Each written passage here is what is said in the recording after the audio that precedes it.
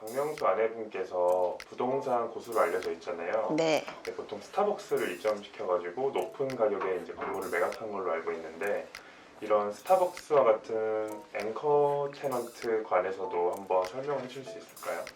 네. 요새는 건물주 분들도 조금 이런 브랜드에 굉장히 관심이 많으세요. 그래서 조금 인기 있는 브랜드들을 유치하려고 건물주도 공부를 많이 하는 편인데요. 고객을 끌어오는 핵심 점포를 영어로는 앵커 테넌트 혹은 키 테넌트라는 표현을 하는데요. 앵커라는 닫히라는 영어 단어랑 테넌트라는 임차인을 합쳐서 일컫는 말입니다. 대표적으로는 스타벅스 혹은 CGV, 교보문고 같은 업종을 말씀을 드릴 수 있습니다. 네, 그 말씀해주시는 앵커 테넌트 혹은 키 테넌트라고 하는데 혹시 딱 정해져 있는 개념일까요? 아닙니다. 사실 이게 시대에 따라서 그 변화하는 개념인데요. 예를 들어서 은행 같은 경우는 예전에 은행만 들어있다고 하면 건물 사시는 분들이 이거 우량 임차인이다. 그 은행이 월세 밀릴 일은 없겠다 싶어서 좋아하셨는데 요새 같은 경우는 사실 은행이 지점들을 통폐합하는 경우가 많아서 키 테넌트라고는 좀 하는 개념이 퇴색된 것 같습니다. 좀 변모하는 개념으로 보시면 좋을 것 같아요. 코로나 사태로 인해서 오프라인에서 온라인, 대면에서 비대면으로 변화하는 흐름에 맞춰서 앵커 테넌트의 개념도 변화하는 것 같습니다.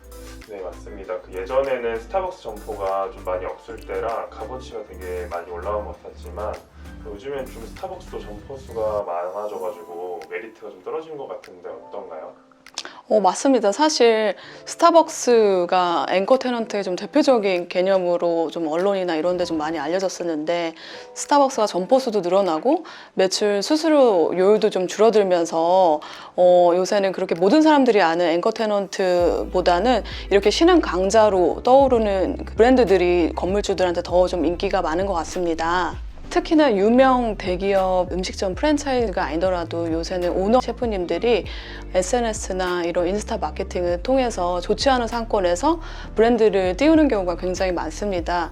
예를 들어서 그 삼각지 용리단길 같은 경우도 원래는 굉장히 오래되고 조금 낡은 노포들만 즐비한 거리였는데 이런 오너 셰프님들이 가게를 열면서 젊은이 분들이 인스타를 통해서 좀 많이 방문을 하면서 이런 브랜드들이 오히려 이제는 건물주들한테도 인지도 있는 앵커 테넌트로 급부상하고 있는 것 같습니다. 지금은 사실 용산 호재랑 조금 같이 힘입어서 강남만큼이나 평당가가 지금 높아지고 있습니다. 건물주분 입장에서도 사실 내 건물이 조금 핵심 대로변이나 이런 입지가 좋은 곳에 있지 않다고 하면 이면에 조금 안 좋은 상권에 있다고 하더라도 이런 오너 셰프님들의 브랜드를 유치를 할 수 있다면 내 건물의 가치가 바로 급상승하기 때문에 이런 유치 경쟁도 되게 물밑에서 열심히 되고 있습니다. 그래서 이렇게 브랜드를 하실 수 있는 오너 셰프님들이나 아니면 매장을 잘 운영하실 수 있는 분들이랑 건물주 분들이 건물을 새로 공동 투자하거나 아니면 그 매장에 대한 일반 임대료를 받는 게 아니라 그 매출에 대한 수수료 형식으로 받는 이런 새로운 좀 임대 형식도 요새는 좀 트렌드라고 할 수 있습니다. 요새는 사실 강화된 그 상인법 때문에 근생 건물에서 1층 명도가 가장 큰 이슈입니다.